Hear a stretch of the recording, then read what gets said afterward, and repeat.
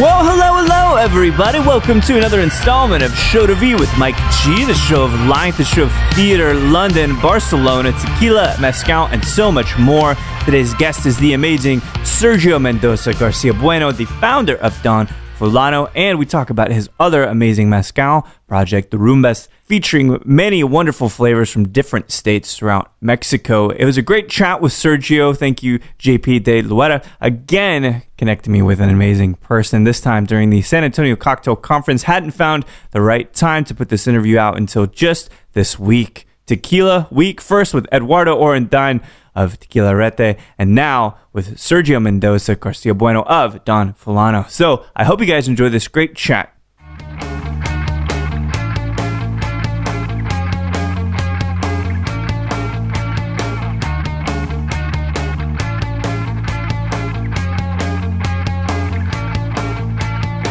My first time.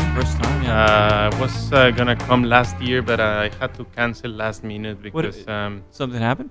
No, it's a hard time, no, being so close to the end of the year, and it's like we started working just last Monday, so there's always too much to catch up at this time, no. That's a good point. Yeah.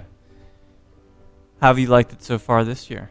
I've loved it. I think we're gonna keep coming back. It's a small event. It has that feeling of intimacy. There's really good friends, good people, and we like it, no? How'd the seminar go today with Misty? Very good. Yesterday. Oh, it was yesterday. Yesterday. Very nice. I liked it. Misty invited me. She put it together. She did a great job, I think. I since she wrote me to invite me, you gotta go, right? I gotta go. I said no. And, when she asks, you have to pick up that call. Yeah, and obviously the theme was sustainability, but I really liked how she put it into perspective with the different pillars of sustainability. No, because most of the time when speaking about agave and sustainability, I think there's always the focus towards the agave itself, the plant, right, no? Right. And it's so much more than that. Actually, I think that the plant itself, even though obviously there's many things to resolve, it's not the main issue, because it's just a matter of prospecting, no? Which is hard. Right. Which is hard because it's a growing industry. So it's hard to prospect, and that's why we have the agave crisis. But it's not because there is no land or diversity of genetics. No, that can be very easily resolved, in my opinion. Interesting. No? How was the turnout at the class, the seminar? Good amount of very people? Good. Yeah, we got one of the large rooms. Oh, good. So it wasn't full, but a very, very good attendance. I think we had around 45 or 50, and more than anything, people who were very engaged. No, we encouraged questions along the seminar, which I think was very good. Yeah, let him interject, right? Let him in, like, exactly. No, not wait to the end, because obviously there's things that come up, and so it was a really nice flow. No, That's and also good. Doing it with Misty and with Danny, whom I know both well. And what they do, so it worked flowed out pretty very well. Yeah, what's really amazing thing. I'm enamored with tequileros and mezcaleros, right? Mm-hmm. Living in Texas, we have a very interesting perspective on plants, and very unique one. Mm-hmm. We get to see many of the same agave, many of the same kinds of spirits we could be making. So I feel this fondness and kindredness towards fellow distillers. Mm-hmm. So you grew up in Guadalajara, or did you grow up in another area? No, I grew up in Guadalajara. I was born in Guadalajara. My family's on both sides from Guadalajara. Yeah. Obviously, on the side of my father is coming from the highland region of Okay. Jalisco, no, Los Altos, Los Altos, okay. specifically the town of Atotonilco, and that's the part of my family that have been agave farmers for many generations. No, farmers before distillers. No kidding. Yeah, What 5-generation farmers, 2-generation distillers. That's incredible. Yeah. But is there another practical use for the agave, if not to be distilled? Yes, of course. There's many. Well, first of all, there's many kinds of agaves and many regions. Sure. No? So historically, it's been used for a wide variety of purposes. Food, for one, right? Food, Energy, yeah. medicine, energy. The roofings for the houses, Yeah. which is not used anymore. But there's actually a very interesting project that I was listening about, using the agave fibers and the compost with the vinazas to do bricks. To do bricks. I just heard about this morning. For Yeah. construction, no? So It's a very brilliant idea. so that's kind of it sounds so innovative, and it is, no, Yeah. and it's amazing. But we have to keep in mind that was done years ago. centuries So ago. isn't it no? funny Yeah. that we forgot? Yeah, It's like, so now, well, what are we going to do with all of this waste? exactly. To no, go and- backwards, to go to the future. Exactly, and especially because it's actually now coming back to the theme of sustainability. That's one of the main issues on the environmental side of sustainability. Yeah. You know, the waste. Right. In Dumping it in the river, right? Exactly. Yeah. There's many like historic practices of just dumping it away, and it's not that it's the vinazas, as we call it, which is a byproduct of producing tequila or mezcal. It's still an organic product, but it has a very acidic pH. No, so you have to somehow balance it before being able to reintegrate it to the. Because you kill the fish, you kill the life, right? The All soil, of this stuff. the fish, yeah. It's an incredible thing. So being second, or you would be the third generation distiller, growing up in Guadalajara, did you have other things that you would have rather done professionally? Did you want to be a writer? Did you want to be a scientist? Yes, as a matter of fact, what I studied, and another one of my passions and that I still do, is theater. No kidding. Yeah. As a writer or an actor? I studied acting, No kidding. but then I also studied directing, and I've done both. I haven't acted in a long time. I've directed, but then I also, obviously, with the tequila business growing and demanding so much time and traveling, I am still very involved. Although I want to direct again, of course, but I'm involved in production, no? In production, in different aspects of production. Yeah. When you think about acting, because I love movies, I love acting, directors as well. Mm-hmm. Can you think of any actors that were particularly influential to you? Well, definitely. I mean, there's obviously my main focus was theater, no, Right. and but which is a little bit different from this perspective of the actor. Yeah.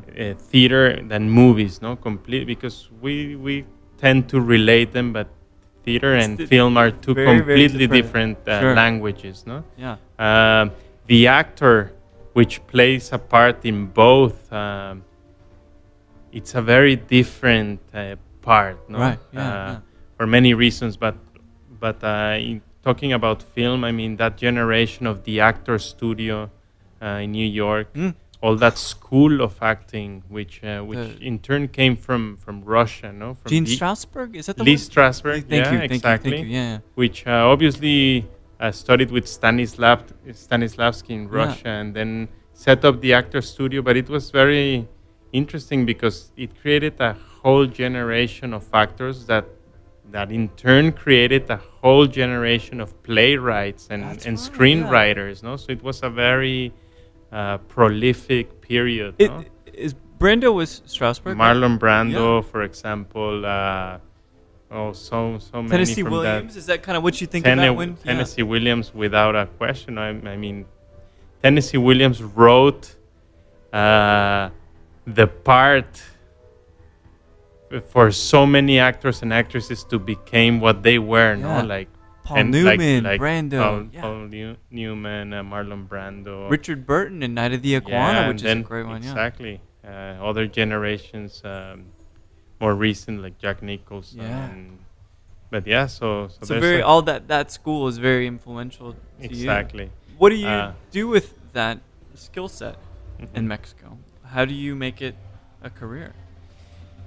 Well, as I said, it's always been, and I there's been times in my life when I've been very active, but it's never been a business or anything. No, Yeah.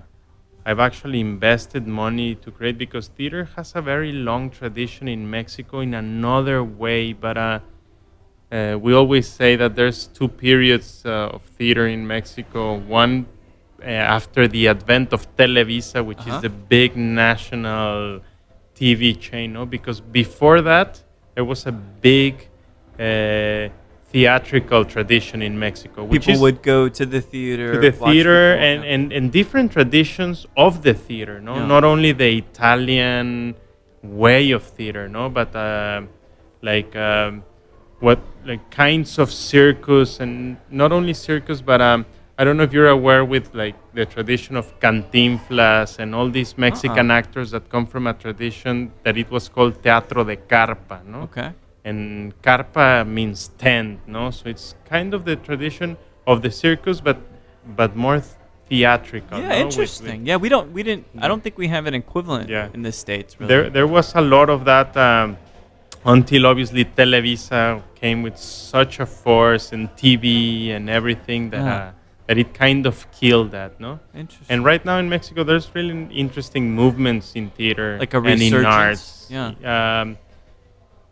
More in other arts, no, in music, for example, where I live in Guadalajara, there's an amazing musical scene, and Really? plastic arts. No, there's amazing painters, and theater has remained a little bit more in the underground, but Yeah. but still there's really interesting productions and things going on, but it doesn't have a lot of diffusion. No? You need to know or find your way to find really nice things going on. As a matter of fact, we just closed it like 2 years ago, but we ran for like 4 years theater, an independent theater in Guadalajara called the Studio 323, which was an amazing adventure, very fun. Yeah. But yeah, we were planning to get it funded by the arts councils of the city and the state. And it was taking too long, and we just couldn't hold it together, no. But when it lasted, it was very nice. We had companies from France and England and Argentina. And do you find that being very familiar and entrenched in the arts, thinking about writing, thinking about acting, the composition of someone's personality? Do you? Oh, good. The water exchange. The water. Right? Do you think that makes a good foundation for being one who can make a spirit? The creative element of it, directing flavors, you know? I don't think it's a stretch. Of course not. There's always bits and pieces of everything you do, no? The popping up in your mind when doing other things. Yeah. No, there's definitely correlations, no? Of course, having to do with the sensibility and how small things matter in the final product, and the final results, no? Almost like a performance, a time and place of the flavor that exactly it'll transform. But if it's good at that moment, it will always be good. Exactly, no, and obviously as a distiller yourself, but there's so much complexity in everything, no, in everything. I mean, just to produce tequila or mezcal, we can very easily break it down to 5 steps, no? But there's so many variables, so many angles, so many nuances. And what we do at Tequilenia, and obviously you've met Enrique Fonseca. Yeah. Your uncle, which is crazy that I get to meet both of you guys. Yeah, he's I've learned a lot from him, especially very specifically on the side of production and everything from the fields, not even only the distillery aspect, but when to plant, no, the phases When of to the plant, moon, when to harvest, why. He's a wise man, isn't Yeah, definitely, and he loves his fields. No, Yeah. he always says, and I believe to be true, that great tequila begins in the fields. No? Absolutely. And then obviously when you take that to the distillery, the fermentation. I mean, from cooking, no, how do Oh, you yeah. cook, for how long? How long you let it sit? Sit right before The you add extraction, no, absolutely. The yeast, the yeast, open air. You're gonna add yeast. fermentation obviously being one of the milestones of production, Right. no? And it's a paradox because fermentation, like we always say, great tequila is made in fermentation, Yeah. but as a paradox, it's the only part of the process where once it starts, you can only hope for the best. You hope for the best. Absolutely, right? Yeah. There's so much. You can't negotiate with You yeast. cannot negotiate. Like, with no, yeast. guys, can you just? Yeah. I'm gonna bring in some new yeast. Exactly. Go ahead and walk off. Yeah. Never fucking gonna happen. Never. Ever. Did you ever feel as that transition? What did that transition look like from the creative side of yourself to being a tequila producer? Did you feel obligated? Did you feel like the family kind of pushed you No, into it? not at all. Actually, it was a very natural thing because obviously, and it was a fact. It was many things coming together. No, I obviously grew up in the agave fields. One of the fondest, the more vivid memories that I have is sitting in long tables in the highlands of Jalisco, in Atotonilco, with all my family, which is a big family, and just sitting surrounded by agave fields, and the food and the tequila always flowing. No, at this time, only one member of the family, which is Enrique, whom you met, was the only distiller, no, and it was in the very early stages when I was very young. But many more members of my family were agave farmers, no. Right. So they were exposed to the one side agave of was it. there, and the tequila, and I remember like my family being fond of other tequilas, no, because that was a tradition that was just starting. But then I grew up. I lived in Guadalajara. Then I moved for a year to study in California, and then I went in San Diego, Southern California. Very cool, yeah. On the other side of my family, from my mother's side, my grandparents lived in San Diego. So amazing. I went there for a year in high school, and then being in California, I decided to go travel for a summer. To London and to Europe in general, no. I was gonna come back after the summer to keep my studies and everything, and that summer ended up being 6 years in Europe. No, you spent 6 years. I stayed what there. What were you doing? I kept. That's where I started to take art courses and study different things that were that I liked. No, and I was working and studying and traveling a lot in Europe and in Asia. That's amazing.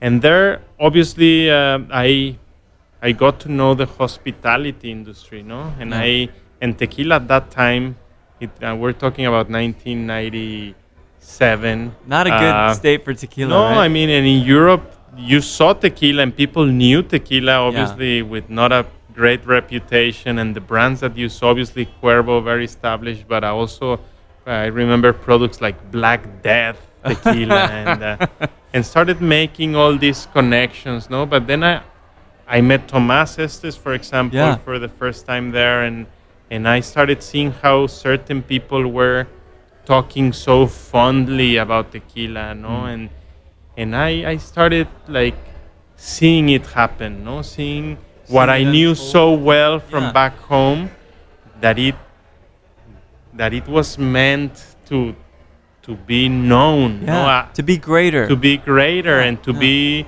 known for what it is and not for what people thought it was. No? So I was studying art, so I kept on doing what I like, and then very naturally when I got back, I started uh, linking and appreciating more what my family did. No, Right. That happens, right? When we get older, that we start Exactly. appreciating our family and the work that they Exactly. do more than when we're a kid. Exactly, and then connecting as well with the world of spirits. No, Yeah. of living in Europe with the amazing tradition of Gin. wine and spirits, Yeah, and yeah. I saw a very strong correlation of this with what we do. So when I went back to live in Mexico, I linked again with my family, and I started creating Don Fulano tequila. No, That's amazing. uh, When you think about flavor in your perspective, what did you want to bring to the brand? yeah, I mean. The flavors. One of the things we were talking about Enrique Fonseca. By this time, he had already developed, and it took. He always talks about how long it took for him to get things running and really understanding his distillery and making products and all the variables of his products and everything. So he's still today well known for having such a collection of tequilas. No, and Yeah. by collection I mean of different styles, different sorts, different nuances. Right, So right. that was a very interesting thing to do, no, to start playing with those to create the profile of Don Fulano, because at this time the biggest or most well-known product that was being produced by Enrique was Pura Sangre, Pura an Sangre. amazing product. No, I Yeah. remember growing up, me and my friends used to go, and because my father had cases always of Pura Yeah, Sangre, yeah. and it wasn't a very big or super well-known brand in Mexico because Right. it was very new, but we would go and steal bottles and And it was delicious, right? I think we did a great marketing just among friends, Yeah. and it is an amazing product, Pura Sangre, no?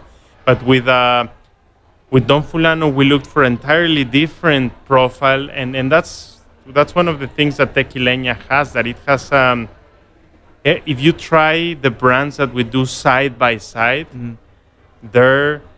they're siblings, they're brothers Right, and right. sisters, But but different, they're right? completely unique and different. No, we're not bottling like- anything Yeah. in two different bottles. No? It's much like every brother and sister, right? Exactly. They're so similar, but the difference is what makes them them. Exactly. Yeah. So this the process came very naturally. No, I the development of the brand, and then getting more into production and learning a lot from especially Enrique on the side of production, but then from a lot of people on the side of the market and the industry, and it is really something that I love to do, no? And I think When did the brand first take shape and kind of you have your first the bottle of first Don Fulano? bottle was in November 2002. Oh my gosh! It's So been around that it's long. That's crazy. this year we're celebrating the 15th anniversary of Don Fulano. That's no? amazing. We're planning some events along the year. Obviously, November being like we're planning to do a big celebration, and but yeah, it's been 15 years. That's so amazing, man. it's been Congratulations on that. Thank you very much. It's been a long ride. Does it feel like in the day-to-day of making the tequila, of working the brand, you still get to flex those creative muscles? Yeah, of course, because it's an ongoing process. No, I mean, every single batch that we do, and then every once in a while we go fully into the product and redefine things. I mean, It's incredible. you know, as a distiller, they're alive. No, you cannot just do something and it's just gonna keep on going. No, you Yeah, have right. to keep producing and keep looking, and that's something really nice. When I have a collection of Don Fulano of every single bottling that we've done, A library. and if you Yeah. open a couple bottles from different times, there's so much richness in diversity. No, it's not like, oh, we created Don Fulano and it's already done. No, Yeah. it's always Living like, and breathing. Yeah, exactly. That's no? amazing. So you developed this brand, you developed this flavor. You're 15 years in. Why do more? So you start working with the mezcal Yeah. as well. How does that come to be? Was there more creative muscles that needed to be flexed? Again, that came very naturally because obviously getting into this process of tequila and learning 'cause everything about it awakened an interest into all things agave, no? And I started to travel in Mexico, especially to Oaxaca, and see what they were doing over there, and falling in love, no, just with I I realized fully, not intellectually, because that I already knew, and I actually always kept saying, "Oh, tequila is a mezcal, and it's the original name is vino de mezcal." But Right. but that was intellectually. No, by starting to travel in Mexico, I realized fully like that tequila was a mezcal, no? And that not only that, but that there was an amazing richness of mezcal being produced all over Mexico, no? Yeah. And tequila just had the fortune and timing and everything to become Popularity, absolutely. the most well-known mezcal, no? But so I started with I have a very good friend and now partner, which is Esteban. He had already been working with a lot of producers, specifically in the state of Jalisco, to create La Venenosa. Oh, Venenosa. And JP now. So JP and I, this is the conduit to where we're getting to talk, Sergio. Venenosa is an amazing racia. Yeah, of course. It is. It is. You listen to a lot of music. Yeah. To me, it's like the Frank Zappa. It's so strange and so like funky, but it's like I can't stop listening to it. You know. It is, no. So I was producing tequila. Esteban was already well into his project of La Venenosa, and we always sat and talked, and it was a very natural extension. No, we wanted to do a little bit of what he was doing in the state of Jalisco, but in Mexico. Bigger. No, so the idea was very simple: mezcal from different regions that represented every region, just to showcase how much diversity. No, we didn't want to go to the very exotic things. We wanted to represent the most common products of our region, no? With their most used agaves and what would be the language of each of those areas, right? The most commonplace thing. Exactly. Give me a beer, right? Exactly. That idea, no? A simple, accessible product, no? Obviously, at this, mezcal had already been growing and a lot into the very expensive bottlings, and there was a lot of that, no? But we also wanted to show that mezcal can also be very simple and accessible and deep and rich, no? So Derrumbes was born there. Obviously, we started with Oaxaca being the epicenter of what we know about mezcal. But from there, we started exploring very amazing territories, no? And it's been quite an adventure just working with so many producers, so many people, so many different methods of production, how they do everything depending on where they live, no? The surroundings. For example, San Luis Potosí is such an amazing product because it's in the middle of the desert, no? So you think, how do they do mezcal in the desert? Right, no water, right? Water is one thing, but also think about wood, no? How how do they cook? And well, this part of Mexico, the desert of San Luis Potosí, has such an amazing vastness of specifically one kind of agave called Salmiana crassispina. And it grows wild in the desert, and it's so abundant that obviously plants like leave their full circle and start decaying, and they dry and they die, and then there's more plants coming. So they use that same matter, like dry plants and dry quiotes, for combustion. That's really, really smart. It's amazing, and the flavor is so different from a mezcal from Oaxaca or a mezcal from Jalisco. It's so unique. It's a mezcal from the desert, no? We joke that it's an agave confit because it's cooked in its own. But that's just an example. You're a clever man, aren't you? Zacatecas, another amazing state. Yeah. And it's been quite an adventure. It's very young brand. How long has the Derrumbes been around? 2013. So 3+ years now. Yeah, but it's already not in huge volumes, but it's already available in 3 continents, in around 10 or 12 markets. About how many SKUs or marks do you have? We have. We're very excited this year because we're releasing 3 new products. So, cool.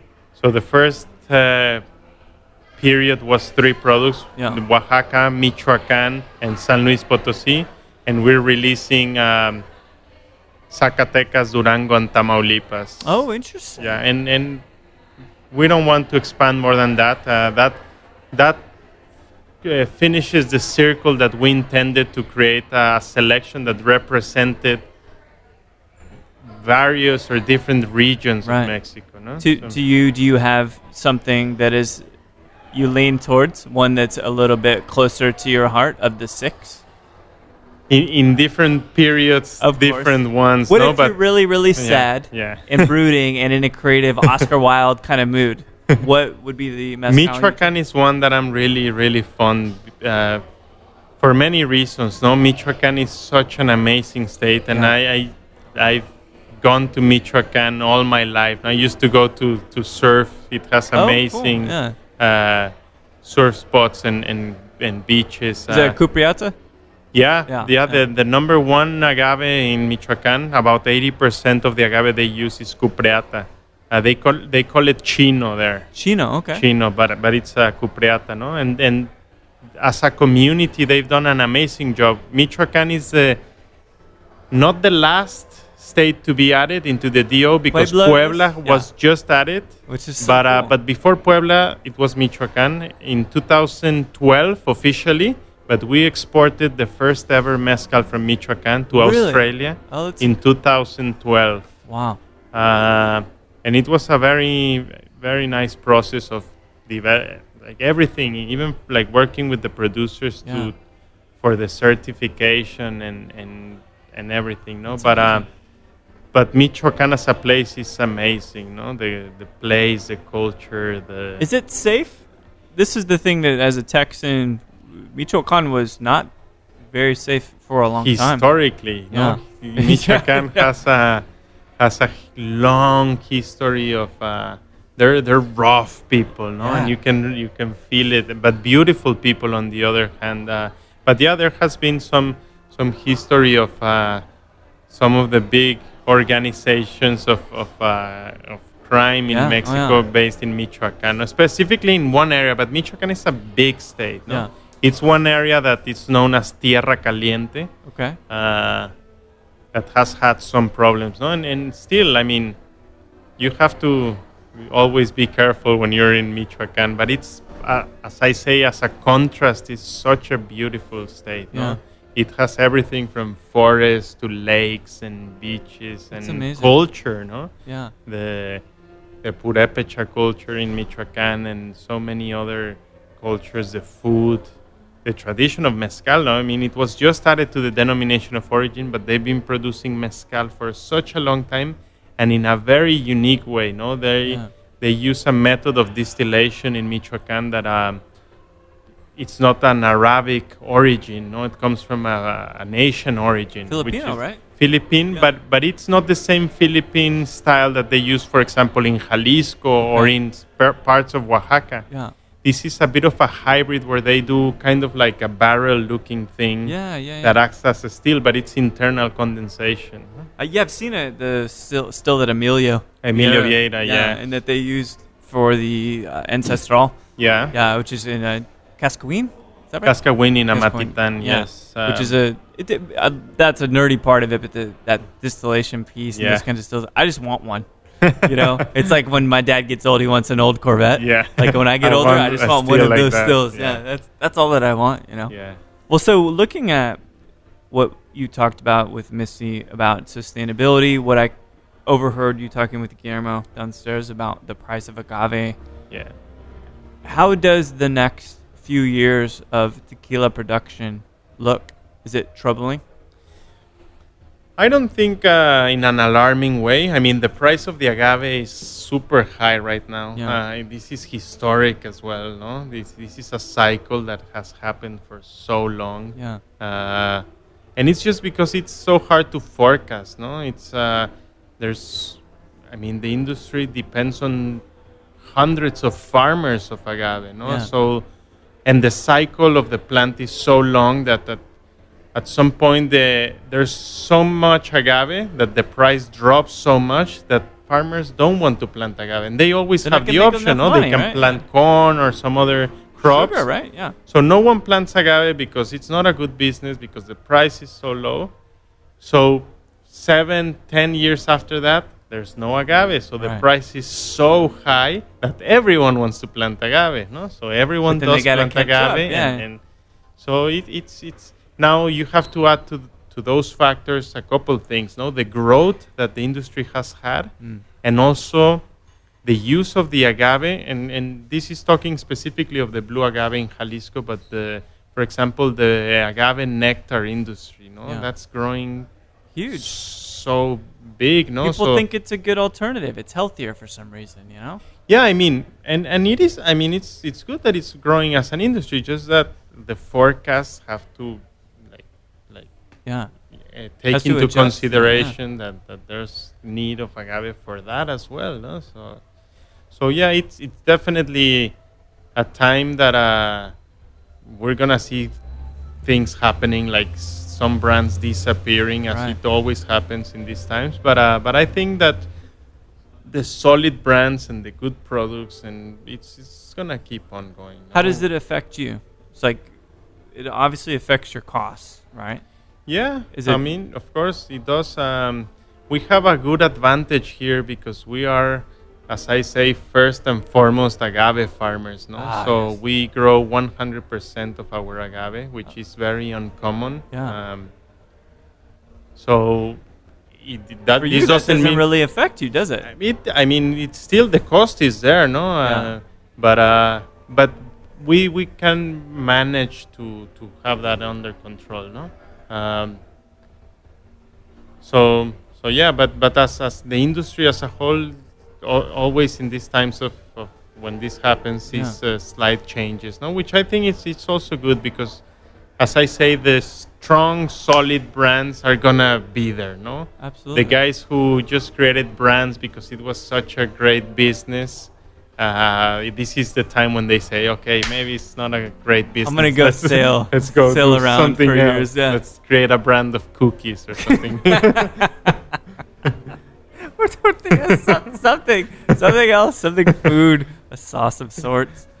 So you have this amazing tequila. You have a collection of going to be 6 mezcales from Derrumbes. Mhm.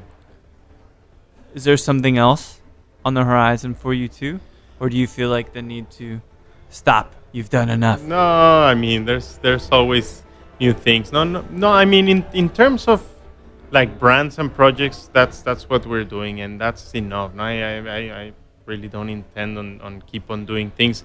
But what I do as well is that I collaborate with a lot of friends, and I love to visit distilleries and see what people are doing. No, not only in tequila or mezcal, or not even in Mexico. No, every time I travel, I love to go to Scotland and in England. I was just in the Sipsmith distillery in London, cool. which is amazing. No, but in these regards, I'm a little bit excited. I've been very close to one of the main families that produce charanda in Michoacán, again, no, in the state of Michoacán. Charanda is a denomination of origin, the only denomination of origin in Mexico for a spirit that is not agave based. No, charanda is a rum, essentially. Yeah. Is it pressed or molasses? That's a very good question. So it is I was going to say the real charanda, but the reality is that they have historically produced many things, no? But they have, within the denomination charanda, they have one that they call guarapo, which is essentially an agricole rum, no? It's made from the fresh pressing of the sugar cane, which is amazing, no? And it was big in Mexico. Again, same story. No, it was big in Mexico for a time. It kind of disappeared. No, very low prices, very cheap rums were being produced. So obviously, there was a couple brands that remain. No, and these brands, I'm very excited to see that they're coming back again. No, some real charandas, real guarapos. And they're making their way to the U.S. and other markets. I'm helping them a little bit to do that because that's amazing. Yeah. I love their history and the products that they do. No, so that, for example, I've been working with Ricardo Pico, who was yesterday Sotoles, there in the Sotoles. He's doing a great job, very similar to what Esteban did with the Raicilla producers. Okay. So I always like to like know involved, and to be there, no. But they're not my projects; they're just my friends, and I like to. You're directing to know what they're doing and help them in any way. No? Yeah, but you think about it, like they're the crew in a way. Yeah. You're directing the actors. Yeah, maybe back to the stage, right? Yeah. So I've got one other question for you because I love this deep, rich influence you have from theater and from acting that has paired perfectly with spirits. There's really no surprise that many actors drink, or that many spirit producers are actors. You know, so think about your favorite place to sip some mezcal, let's say, and you can have any mezcal you want, and you can have a conversation with anybody living or deceased in the world. Who would you like to sit and have a conversation over mezcal with? Wow, that's a great question. Well, first of all, there's no question that the places where I enjoy mezcal the most is where they are produced. No, there's nothing like being. I already talked about San Luis Potosí, being there in the desert, sipping the mezcal, because that's where you really understand the flavors, where they're coming from, no? And it's amazing how you can relate the flavors of the product with the scenery, no? Yeah. For example... It's almost like a scratch and sniff. Yeah, you talked about Emilio Vieira, for example, sitting in his terrace with Emilio and his father sipping their mezcal, or with Guadalupe Perez in Sitio, not too far away from there in their place. I think you can't beat that, no? Sipping the mezcal with the producer himself, or with Enrique, my uncle, no, in his ranch in Chapingo in Los Altos. That's where you really feel and understand the product and where it comes from and how it was made. No? Yeah, it's an amazing way to look at it. Yeah, but all right, so you got the big swing. Why not amazing if Tennessee Williams, which you mentioned, was next? And I'm not feeding that. That's coming from you, right? Of course. I've staged a couple of Tennessee Williams plays. Amazing.